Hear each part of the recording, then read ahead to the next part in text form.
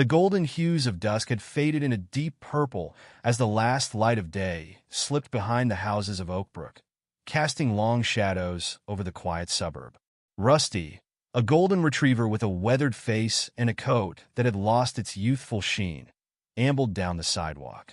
His paws pressed softly against the cold pavement, his nose twitching at the scents carried on the evening breeze. Once he had known the warmth of a home, but now he wandered the streets, astray by circumstance but beloved by the neighborhood. As he turned down Maple Street, he spotted Mrs. Abney, an elderly widow who left a small bowl of kibble on her porch each evening. She watched him with her usual smile, her eyes soft with understanding. "There you are, you old charmer," she called out. Rusty trotted over, his tail wagging as he lapped up the water she left for him. She leaned down, her thin hand stroking his graying fur. "You stay safe tonight, you hear? Something's in the air." With a soft bark, Rusty nudged her hand in farewell and turned back down the street. But as he left, a strange sound cut through the silence. A high-pitched cry, almost like a mewling kitten, but heavier somehow. Rusty froze, his ears swiveling as he listened. He hadn't heard anything like it before. His curiosity piqued, Rusty padded toward the source of the sound, his heart quickening as he followed it into the empty community park. His nose led him to a row of trash cans near the playground. The cry grew louder, more insistent, tugging at some deep, protective part of him. He reared up on his hind legs, sniffing around the last can, and there, lying amidst crumpled papers and broken plastic, was a tiny bundle, a baby, abandoned and alone. For a moment, Rusty stared, his mind struggling to process the small, helpless form before him. But instinct took over. With careful, measured movements, he grasped the edge of the blanket with his teeth, lifting the baby from the trash. Its cries softened as it nestled against his warm fur. Rusty's heart raced, an unfamiliar urgency filling his chest. He trotted back toward the neighborhood, his steps quick and deliberate. Margaret Thorne's house came to mind. Margaret, the kind retired nurse who often set out food for the neighborhood strays, lived only a few blocks away. Rusty's memory clung to her warm voice, the gentle way she treated animals, as if each one were precious. As he approached her street, headlights from a car washed over him. He froze as a teenage boy on a bike nearly skidded to a stop, his mouth dropping open as he took in the sight. "Whoa! Is that a dog carrying a baby?" The boy whipped out his phone, snapping a quick photo as Rusty continued down the road. Unfazed by the commotion, Rusty pressed on, his steps never faltering as he reached Margaret's porch. With a soft whimper, he placed the baby carefully on her welcome mat and let out a bark, sharp and insistent. Inside, Margaret sat in her armchair, flipping through an old novel with a contented smile. The bark startled her, cutting through her peaceful evening. She frowned, setting her book down. That bark was familiar, Rusty's, she was certain. But why so urgent? She opened the door, her breath catching as she took in the scene on her doorstep. A baby lay bundled up, tiny fists curled tight, its face red from crying. Rusty stood over it, his gaze shifting between the baby and Margaret, as if pleading for her help. "Oh, my heavens!" Margaret gasped, her hand pressing against her heart. She dropped to her knees, carefully scooping up the infant. "Rusty, where did you find this little one?" Rusty gave a soft whine, pressing close to her as she assessed the baby's condition, her nurse's training kicking in automatically. The baby's skin was cold, its cries weakening. She wrapped it in her own shawl, cradling it close to her chest as she dialed 911. "Yes, this is Margaret Thorne, 1542 Sycamore Street. I have a newborn infant here, possibly suffering from hypothermia. I need an ambulance right away." She glanced down at Rusty, her voice softening as she spoke to him. "You did something wonderful tonight, Rusty. You saved this child's life." Rusty watched her intently, his gaze never straying from the baby, even as the distant sound of sirens grew louder. Moments later, the ambulance pulled up and two paramedics climbed out, their expressions shifting to surprise as they took in the unusual scene on Margaret's porch. The younger paramedic, Aisha, knelt beside Margaret, her eyes wide. Did that dog bring this baby to you?" Margaret nodded, her voice thick with emotion. Yes, I have no idea how, but he did. The older paramedic, Frank, shook his head in awe. I've seen a lot in my time, but that dog deserves a medal. As they prepared the baby for transport, Margaret felt a pang of reluctance. Do you think I could come along? I'm a retired NICU nurse. I'd like to help if I can. The paramedics exchanged glances before nodding. We could use an extra hand, Aisha said with a smile. Margaret turned to Rusty, hesitating, but his eyes met hers, filled with a quiet determination. You want to come too, don't you, Rusty? She asked, resting a hand on his head. The paramedics glanced at each other, but Frank shrugged with a small smile. Tonight, I think we can make an exception. And so, Margaret climbed into the ambulance with the baby in her arms, Rusty settling himself beside her. As the ambulance sped down the quiet streets, Margaret looked down at the dog who had just defied all expectations. You really are a hero, aren't you? She whispered, scratching behind his ears. As they reached the hospital, they were greeted by nurses and doctors who stared in astonishment at the sight of Margaret carrying the baby and Rusty loyally at her side. Dr. Liam Reeves, Margaret's old colleague from her nursing days, approached, his eyes widening as he took in the sight of her with the infant. Margaret, he asked, disbelief etched in his expression. Is that? She nodded, holding the baby close. I know it sounds impossible, Liam, but Rusty here found this child. He brought her to me. Dr. Reeves looked at the dog with newfound respect, reaching down to pet him. Well, looks like we have a real hero on our hands. Let's get this baby checked out. As the baby was whisked away into the NICU, Margaret and Rusty waited in the lobby, the weight of the night's events pressing down on her. She stroked Rusty's head, her heart pounding with worry for the infant's fate. A sharp voice broke the silence. Excuse me, ma'am. Margaret looked up to see a man in a crisp suit standing over her, his expression stern. I'm Gerald Hawkins from Animal Control, he announced, glancing disapprovingly at Rusty. This dog has caused quite a scene. I'm here to take him to the shelter. Margaret's heart raced as she rose to her feet. You can't do that. This dog just saved a baby's life. He deserves to stay. Hawkins's mouth twisted in a tight smile. Rules are rules. Stray dogs are a health risk, especially in a hospital. Before Margaret could respond, Dr. Reeves appeared, stepping between her and Hawkins.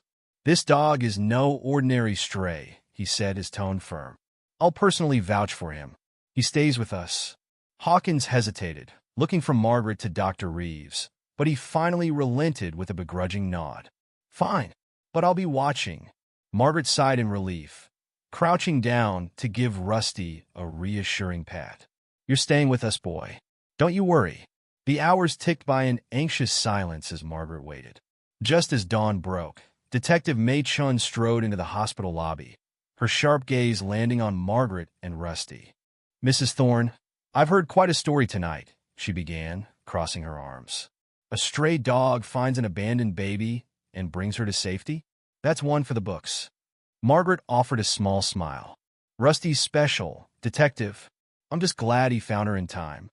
Detective Chin nodded, glancing thoughtfully at Rusty. I'll need to speak with you more about this, and I'll be doing my best to track down the baby's family. But for now, she leaned down, offering Rusty a scratch behind his ears. You're a real hero, aren't you? Rusty's tail thumped against the floor, his eyes bright with gratitude as he leaned into her touch. Margaret watched the exchange, feeling a glimmer of hope amidst the uncertainty. As the first light of morning streamed through the hospital windows, Margaret looked down at Rusty, a smile breaking through her worry. I think our lives just changed, didn't they, old boy? The hospital's waiting room grew silent as the last remnants of night slipped away, replaced by the early morning hum of nurses and doctors starting their shifts. Margaret sat with her hands folded tightly in her lap, her eyes fixed on the closed NICU doors. Rusty lay curled at her feet, his body still but his eyes watchful. Neither of them could rest, their concern for the tiny baby lingering like a shadow in the sterile hospital air. After what felt like hours, Dr. Liam Reeves stepped out of the NICU, a weary but hopeful look in his eyes. Margaret rose immediately, her heart pounding as she searched his face for any sign of news. She stabilized, Dr. Reeves said, a soft smile breaking through his fatigue. But the next step will be tricky. The baby has a rare heart condition, tetralogy of Fallot with pulmonary atresia. She'll need a complex surgery to survive. Margaret's heart ached as she processed his words. Oh, Liam, is there anyone here who can handle it? Dr. Reeves took a deep breath. I'm prepared to perform it myself. It's a delicate procedure, but I've done it before, years ago. Margaret rested a reassuring hand on his arm. You're the best doctor she could have right now, Liam. A low whine rose from Rusty, who looked up at them with his soulful brown eyes, as if he understood the gravity of their conversation. Margaret knelt down, stroking his fur. I think she needs us all, don't you, Rusty? Just then, Detective Mei Chun reappeared, a thoughtful look on her face as she approached. I've just spoken to hospital security, she began, glancing between Margaret and Dr. Reeves. There's something strange you should know. Margaret's brow furrowed. Strange? Chun nodded, her tone cautious. There's been a report of a young couple seen in the area earlier tonight, near where the baby was found. A witness claims they were acting suspiciously, looking over their shoulders, as if they were hiding something. A chill crept down Margaret's spine. Do you think they could be connected to the baby? That's what we're trying to determine, Chun replied. We'll review any surveillance footage in the area, and I've put out an alert. If there's anyone connected to this child, we'll find them. Margaret exhaled slowly, glancing at Rusty. It's hard to imagine someone could just leave a child like that. Chin's gaze softened as she looked down at the dog. Hard to imagine, yes. But I'm glad she found you, Rusty. Maybe fate has its way of sending us exactly who we need. Hours later, Margaret found herself back in the NICU, her fingers pressed against the glass as she watched the baby sleep in her incubator. A wave of emotions washed over her. The helplessness of seeing the infant so tiny and vulnerable, but also a fierce protectiveness she hadn't felt in years. She glanced down at Rusty, who sat faithfully by her side. You know, old friend, she murmured, you're part of this now. She needs us both. As Margaret stood there, a nurse approached, her expression sympathetic. We've decided to call her Hope, just for now, until we learn her real name. She's fighting hard. Margaret's throat tightened. Hope, she echoed, testing the name on her lips. That sounds right. Dr. Reeves joined them, his expression serious, but with a glint of determination in his eyes. Margaret will start the surgery in a few hours. It'll be a difficult road, but I believe she has a fighting chance. Margaret nodded, determination filling her gaze. Then I'll be right here. She won't go through this alone. As dawn broke, the NICU's quiet was shattered by the arrival of Gerald Hawkins, the head of the local animal control unit. Dressed in his regulation uniform, he strode down the hospital corridor with a steely look in his eye, his gaze landing immediately on Rusty. Days slipped by in a haze of vigilance and quiet hope, and as the leaves outside turned from green to fiery shades of autumn, little Hope steadily grew stronger. Every day, Margaret and Rusty made their way to the NICU, Margaret bringing a quiet but determined strength to her new role as Hope's guardian, while Rusty never left her side, as though he had sworn a solemn vow to protect this tiny life he had saved. The hospital staff had grown used to the unusual sight of Margaret and her canine companion visiting the baby each day. In fact, Rusty's heroism had sparked a wave of affection from everyone at Chicago Memorial Hospital. Nurses would slip him treats, and doctors would stop to give him a pat on the head, as if somehow his presence made their work feel a little lighter. One morning, as Margaret sat by Hope's bedside, humming softly to calm the baby, Detective Mei Chun entered the NICU, her face a blend of determination and caution. Margaret sensed that Chun had news, something she had been dreading but knew was inevitable. Margaret, Chun began, pulling up a chair beside her. I've just come from speaking with the young couple. It turns out they're not Hope's biological parents. They admitted to finding her but panicked and abandoned her, thinking they'd be implicated for some reason. They aren't the child's family. A strange sense of relief washed over Margaret. She hadn't wanted to think that Hope's parents had willingly abandoned her. But as the relief faded, she realized this meant Hope's true origins remained a mystery. So, there's still no family for her? Margaret asked, her voice barely above a whisper as she gently stroked the baby's cheek. Chun shook her head. No family has come forward. Legally, Hope is now a ward of the state. But I wanted to talk to you about something, Margaret. You've been here for her every single day. I've never seen anything like it. I thought maybe you'd consider fostering her yourself. Margaret's heart skipped a beat, her mind spinning with the possibilities.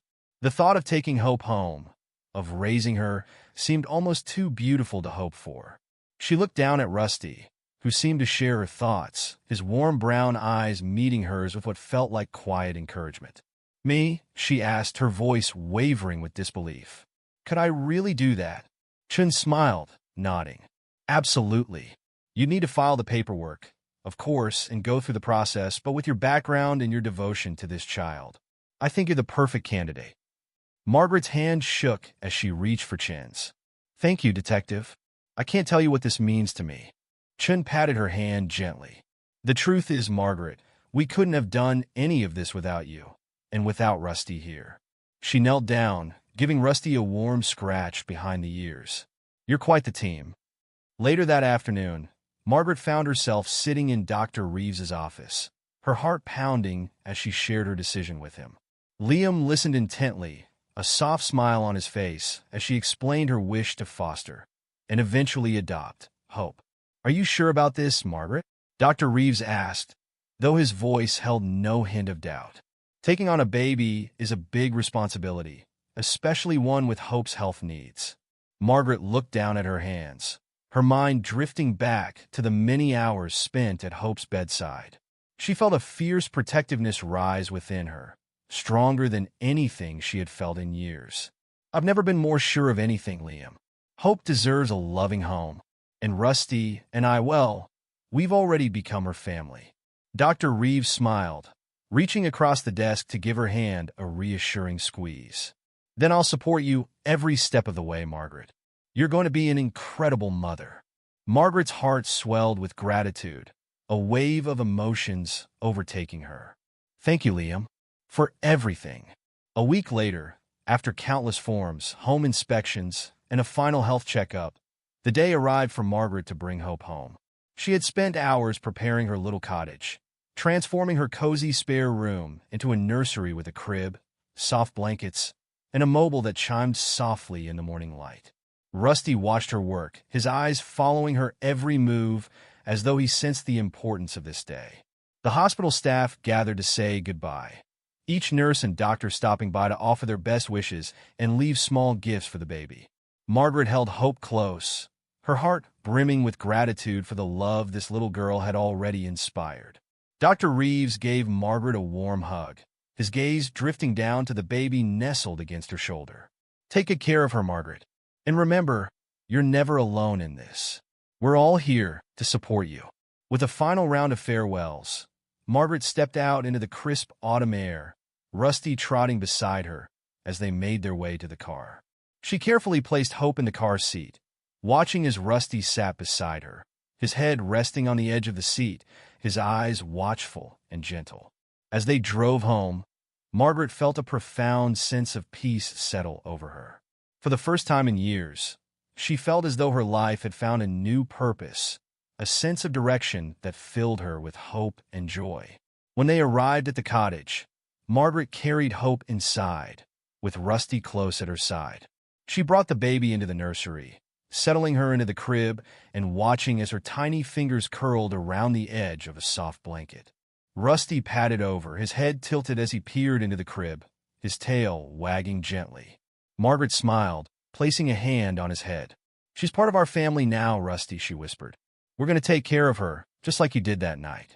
The baby let out a soft coo, her tiny face peaceful as she drifted off to sleep.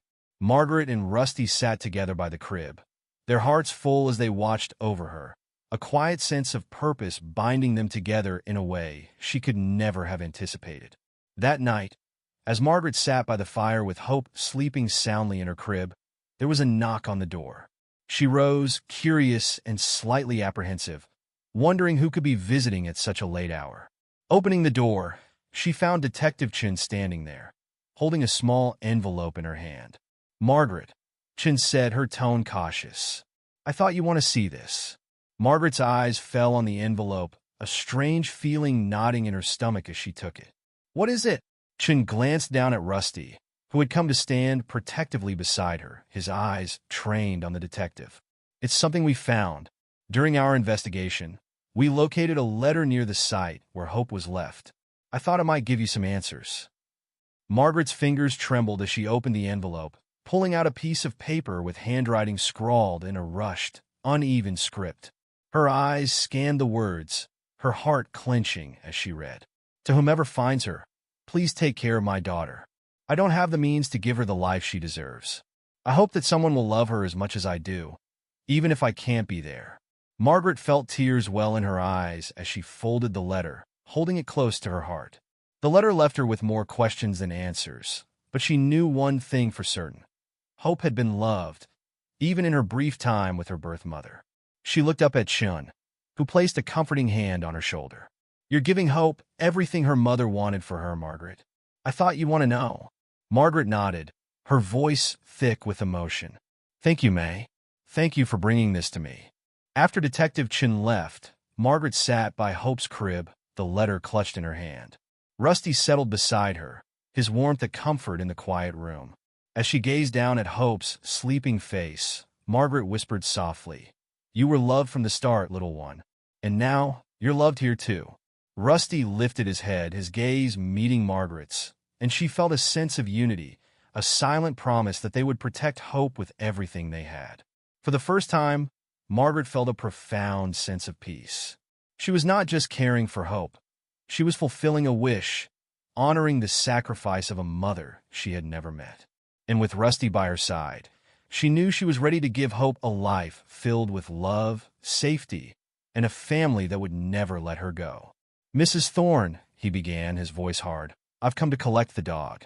We can't have strays running loose in the hospital. He needs to come with me." Margaret's face tightened, and she instinctively placed a protective hand on Rusty's collar. "Rusty isn't just any stray, Mr. Hawkins. He saved a baby's life last night. He has every right to be here." Hawkins crossed his arms, unyielding. "Rules are rules, Mrs. Thorne. I'm afraid I have to follow protocol. Stray dogs, especially in a medical facility, are a liability." Dr. Reeves approached, his voice firm as he intervened. "Mr. Hawkins, this dog has done more for this hospital than any rule or regulation. We're in a unique situation here, and Rusty is staying, at least until the baby he saved is out of danger." Hawkins's mouth opened as if to argue, but he glanced around, noticing the nurses and staff gathered nearby, their expressions a mix of defiance and admiration for Rusty. Realizing he was outnumbered, he finally relented with a begrudging nod. "Fine," he grumbled, glancing at Margaret. "But don't expect me to turn a blind eye if he causes any problems." Margaret gave Rusty a reassuring pat as Hawkins stormed off, feeling a swell of relief. "You're safe with us, Rusty. No one's taking you away." As the hospital day wore on, whispers of the heroic stray dog who had saved a baby spread through the halls. Staff and patients alike came to catch a glimpse of Rusty, their faces lighting up with admiration as they approached him. One by one, they thanked him, some offering treats, others simply giving him a scratch behind the ears. Rusty accepted each gesture with quiet dignity, his gaze never straying far from Margaret or the NICU. Around midday, Dr. Reeves returned, his face serious as he approached Margaret. "We've scheduled the surgery for this afternoon. It's going to be challenging, but I'm ready to do everything I can." Margaret reached for his hand, giving it a supportive squeeze. "We're all rooting for you, Liam. Hope couldn't be in better hands." A soft knock on the door interrupted them. Detective Chin entered, her expression a mix of relief and intrigue. "We've identified the couple," she announced, her tone urgent. "They're a pair of recent high school graduates from the next town over. I think we may have a lead." Margaret's heart raced. "So, they might be the parents?" Chin nodded. "Possibly, though we haven't confirmed anything yet. They're coming in for questioning this afternoon. If they're involved, we'll need to get to the bottom of why they left her, and fast." As she spoke, Margaret's mind raced with questions. Why would two young people abandon a newborn? What had led them to such a desperate act? She glanced down at Rusty, who seemed to sense the tension in the room, pressing closer to her leg for comfort. In the late afternoon, as the hospital settled into a hushed tension, Dr. Reeves and his surgical team prepared to operate on Hope. Margaret stood by, her hand resting on Rusty's head as she watched through the observation window. She felt a pang of helplessness, but also a fierce sense of hope. A hope that somehow, this tiny life would find her way through. As the surgical team wheeled Hope into the operating room, Rusty let out a soft whimper, his eyes never leaving the infant's small, fragile form. Margaret bent down, wrapping her arms around him. "She'll be all right, Rusty. Dr. Reeves will take good care of her." The hours dragged by, each one stretching longer than the last. Margaret paced the waiting room, her gaze flicking from the NICU doors to the clock on the wall, counting each passing minute. Rusty followed her every step, his head resting against her knee whenever she stopped, offering his quiet support. Finally, as the first signs of evening crept over the hospital, Dr. Reeves emerged from the operating room, his face weary but triumphant. He met Margaret's eyes, and a slow smile broke across his face. "She pulled through, Margaret," he announced. "The surgery was successful. She'll need time to recover, but she's going to be all right." Margaret's heart swelled with relief, tears springing to her eyes. She knelt beside Rusty, wrapping her arms around him as a sense of overwhelming gratitude filled her. "You hear that, Rusty? She made it." Dr. Reeves knelt down, patting Rusty's head. "We couldn't have done this without you, old friend." Margaret looked down at Rusty, her heart full of pride and love. "It seems you were meant to be her guardian, Rusty. You found her, you saved her, and now, well, now she has a chance." Rusty gazed up at Margaret, his eyes warm with understanding, as if he knew that his journey and hopes had only just begun. The weeks turned into months, and as the first snow dusted the streets of Oakbrook, Margaret's little family settled into a rhythm, their days filled with warmth, laughter, and the quiet joy of new beginnings. Hope grew stronger every day, her tiny hands reaching out to explore the world around her, her laughter brightening every corner of the cottage. And through it all, Rusty remained a faithful guardian, his gentle presence a constant source of comfort and companionship. Margaret couldn't imagine life without Rusty. He had been with them every step of the way, a steadfast friend and protector, his loyalty to Hope unwavering. As spring approached, Margaret noticed the toll the years had taken on Rusty. His steps were slower, his naps longer. But his spirit remained strong, his heart as bound to theirs as ever. One sunny afternoon, Margaret received a letter from the Oakbrook City Council. Curiously, she opened it, her eyes widening as she read the contents. The city had officially recognized Rusty as a local hero, and in honor of his courage, they planned to host a small ceremony in his name. "Rusty," Margaret whispered, her voice filled with pride, "they're going to honor you, old friend. They're finally recognizing what we've known all along. You're a hero." On the day of the ceremony, friends and neighbors gathered at Oakbrook Community Park, the very place where Rusty had first found Hope. Margaret held Hope in her arms as she stood beside Rusty, his fur brushed to a golden shine, a blue ribbon around his neck.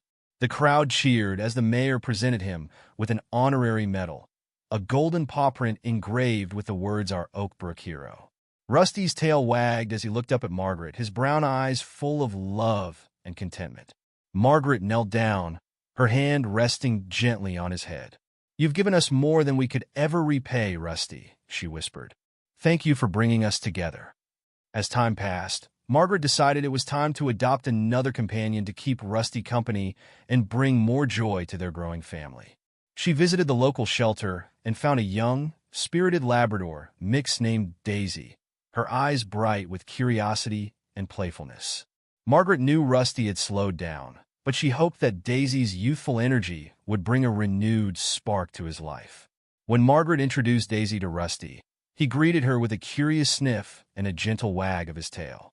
Daisy, in her boundless enthusiasm, nuzzled up to him, her energy contagious. Soon, they were padding around the yard together, Rusty showing her the best spots to nap in the sunshine, and Daisy playfully tugging at his ear. Margaret laughed, watching them bond, her heart full as she realized her family had grown yet again. Hope adored Daisy from the start, her laughter filling the cottage as Daisy playfully nudged her with a wet nose or licked her tiny fingers. And as the seasons changed, Margaret often found Hope cuddled between Rusty and Daisy, her two protectors always by her side. Years passed, and Margaret's family continued to grow in love and joy. Rusty's steps grew slower still, and his fur turned a little grayer, but he remained a gentle presence in their lives, his heart as faithful as ever. One morning, as he lay in his favorite spot by the fireplace, Margaret sat beside him, stroking his fur as the sun cast warm rays through the window. Rusty looked up at her with those soulful brown eyes, and Margaret felt a swell of gratitude that words couldn't express. He had given her everything, a family, a purpose, and a bond she would treasure forever. When Rusty passed peacefully that winter, surrounded by Margaret, Hope, and Daisy, they mourned him deeply but celebrated his life with love. He had been a hero, a friend, and the heart of their family. Margaret had a small memorial stone placed under the oak tree in the yard, engraved with his name and a simple phrase, "Rusty, our guardian angel." Hope would often sit by the stone, talking softly to her guardian dog and telling him about her day. And as she grew older, she would tell stories of how a brave dog named Rusty had found her and brought her to a family who loved her more than words could say. The cottage remained a place of laughter and warmth, filled with memories of Rusty's love and loyalty. And every night, as Margaret tucked Hope into bed, she felt a quiet presence watching over them, a guardian spirit forever entwined with theirs. In the end, Rusty's story became the foundation of their family, a tale of love, courage, and a